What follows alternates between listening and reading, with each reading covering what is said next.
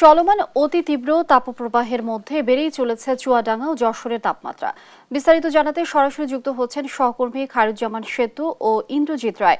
শুরুতেই চুয়াডাঙ্গা থেকে যুক্ত হচ্ছেন খায়রুজ্জামান সেতু। গতকাল চুয়াডাঙ্গায় ছিল এই মৌসুমের সর্বোচ্চ তাপমাত্রা, যেমনটা জানিয়েছিলেন। আজকের চিত্র কি দেখছেন জানাবেন। হ্যাঁ, ধন্যবাদ লিনিয়া। আপনি যেমনটি বলছিলেন, এই মৌসুমের সর্বোচ্চ তাপমাত্রা কিন্তু গতকালকে চুয়াডাঙ্গা থেকে রেকর্ড করা হয়েছে, যেটা ছিল 43 ডিগ্রি সেলসিয়াস। শুধু এই মৌসুমের সর্বোচ্চ তাপমাত্রায় না, গত 10 বছরের মানে আজ থেকে 10 বছর আগে কিন্তু এই তাপমাত্রা রেকর্ড করা হয়েছিল 43.2 ডিগ্রি সেলসিয়াস। সেই 10 বছর পরে কিন্তু আজকে চুয়াডাঙ্গাবাসী দেখেছে, মানে গতকালকে চুয়াডাঙ্গাবাসী দেখেছে 43 ডিগ্রি সেলসিয়াস। তো সেক্ষেত্রে চুয়াডাঙ্গার তাপমাত্রা কিন্তু মানে ক্রমান্বয়ে কিন্তু তীব্র থেকে অতি তীব্র দিকে যাচ্ছে আর কি, মানে বাড়তে আছে। তাপমাত্রা পারত কিন্তু নিচের দিকে নামছে না। তারপরে আজকে আমি চুয়াডাঙ্গা আবহাওয়া অফিসের সাথে কথা বলেছি।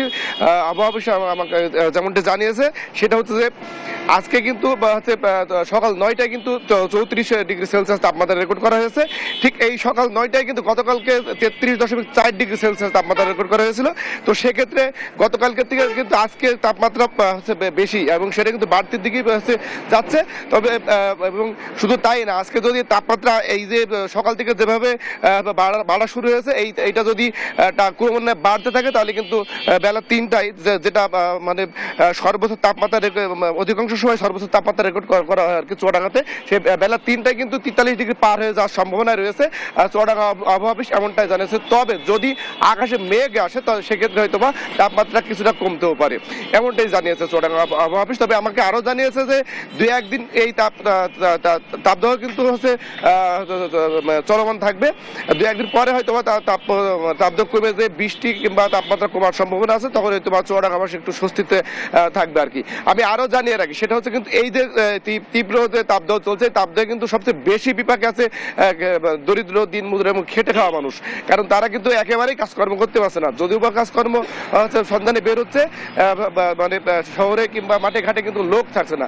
আর যেহেতু লোক না থাকার মূলত কারণ হচ্ছে যে আপনার হচ্ছে মানে বেলা বাড়ার সাথে সাথে যে খুব প্রয়োজন ছাড়া কিন্তু মানুষজন বের হচ্ছে না। বের না হলে তো দিনমজুর খেটে খাওয়া যারা মানুষ আছে তারা কিন্তু কাজ বাঁচে মানে কাজ পাবে না। সেক্ষেত্রে কাজের সন্ধান করেও কিন্তু তারা কাজ পাচ্ছে না, মানে কাজ করার ইচ্ছা থাকলেও কিন্তু কাজ থাকছে না। আমি আর একটু জানাই, সেটা হচ্ছে কিন্তু গত 21শে এপ্রিল কিন্তু চুয়াডাঙ্গাতে হচ্ছে দুর্যোগ ব্যবস্থা কমিটি হচ্ছে জরুরি সভা ডাকছিল জেলা প্রশাসন।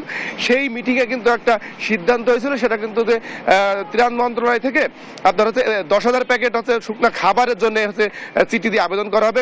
আবেদনও কিন্তু ওই দিনই করা হয়েছে, কিন্তু এখনো পর্যন্ত সেটার আলোর মুখ দেখেনি কিংবা আশা খুব মানে ভালো কিছু আশা আছে, সেই আশা কিন্তু নাই।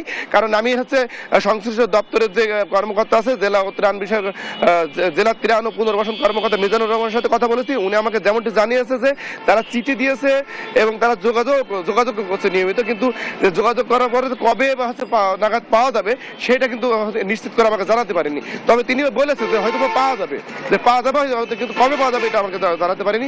একই সাথে আমি যদি একটু হাসপাতালের চিত্র বলি, সেটা হচ্ছে কিন্তু হাসপাতালে কিন্তু প্রতিদিনই 1 থেকে 150 রোগী ভর্তি থাকছে, যেটা অধিকাংশ কিন্তু ডায়রিয়ায় আক্রান্ত রোগী, এবং এর ভিতরে কিন্তু শিশু রোগীর সংখ্যায় বেশি।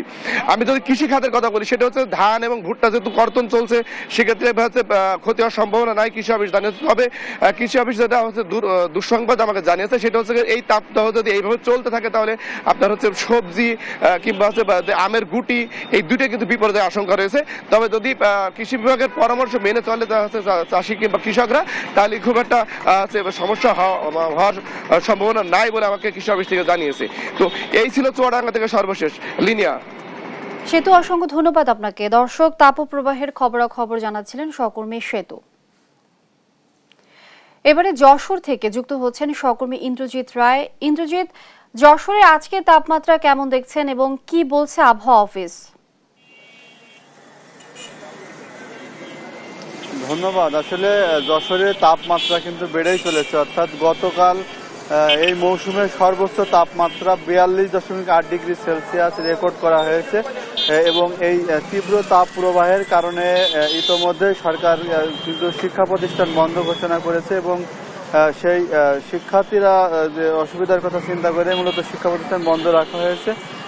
যশোরের যে তাপমাত্রা সেটি আসলে সকাল বেলা বৃদ্ধির সঙ্গে সঙ্গে কিন্তু তাপমাত্রা বাড়ছে এবং যারা শ্রমজীবী মানুষ আছেন তাদেরকে সবচেয়ে বেশি ভোগান্তির শিকার হতে হচ্ছে। একই সঙ্গে যারা জরুরি প্রয়োজনে বের হচ্ছেন ঘরের বাইরে তাদেরকে কিন্তু এই তাপের মধ্য দিয়ে যেতে হচ্ছে। আমি এখানে দাঁড়িয়ে আছি যে জায়গাটি, এটি মুজিব সড়ক, মূলত একটি গাছের নিচে দাঁড়িয়ে থাকলেও এখানে কিন্তু আমরা দেখছি যে যে বাতাস আসছে সেই বাতাসে কিন্তু এক ধরনের আগুনের যে তাপ সেই আঁচ কিন্তু আমরা অনুভব করছি। অর্থাৎ এই বেলা বৃদ্ধির সঙ্গে সঙ্গেই যারা সড়কে চলাচল করছেন বিশেষ করে তাদের মাথার উপরে যেমন সূর্যের তাপ, একই সঙ্গে কিন্তু রাস্তার যে বাতাস সেই বাতাসেও এক প্রকার আগুনের হালকা আঁচ পাওয়া যাচ্ছে এবং মানুষের চলাচলে কিন্তু খুব অসুবিধা হচ্ছে। বিশেষ করে এই তাপ প্রবাহের মধ্যে হাঁটতে চলাচল করতে গিয়ে কিন্তু সবারই ভোগান্তির শিকার হতে হচ্ছে। তবে যারা শ্রমজীবী মানুষ আছেন তাদের কষ্টটা আরও বেশি বেড়ে গিয়েছে। অর্থাৎ এই মুহূর্তে কৃষকের যে বড় আবাদ ঘরে তোলার সময় ধান কাটার মৌসুম চলছে, কৃষি শ্রমিক যারা আছেন তারা কিন্তু চরম ভোগান্তির শিকার হচ্ছেন। একই সঙ্গে পানির স্তর নেমে যাওয়ার কারণে কিন্তু অনেক স্থানেই সুপেয় পানির যে সংকট সেটি দেখা দিয়েছে। একই সঙ্গে এই গরমের কারণে অসুস্থতা বাড়ছে। অর্থাৎ যে গরমজনিত কারণে স্ট্রোক এবং ডায়রিয়া সহ অন্যান্য যে রোগ আছে সেই রোগে আক্রান্ত রোগীর সংখ্যাও বাড়ছে। হাসপাতালে কিন্তু রোগীর চাপ বেড়েছে এবং রোগীর চিকিৎসা দিতে গিয়ে হিমশিম খেতে হচ্ছে হাসপাতাল কর্তৃপক্ষকে। আর সব মিলিয়ে গরমের পরিস্থিতিতে যশোরের যে তাপমাত্রা সেটি বাড়ছে এবং এই তীব্র তাপ প্রবাহের মধ্য দিয়েই মানুষ তাদের জীবনযাপন করছেন এবং জীবনযাপন করতে গিয়ে তারা চরম ভোগান্তির শিকার হচ্ছেন।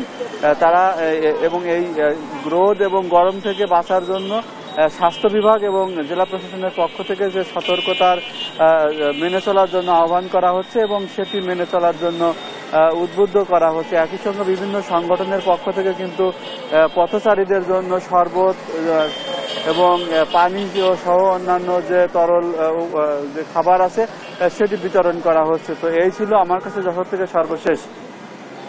ইন্দ্রজিৎ, অসংখ্য ধন্যবাদ আপনাকে। দর্শক, যশোরে আজকে তাপমাত্রা জানাচ্ছিলেন সহকর্মী ইন্দ্রজিৎ।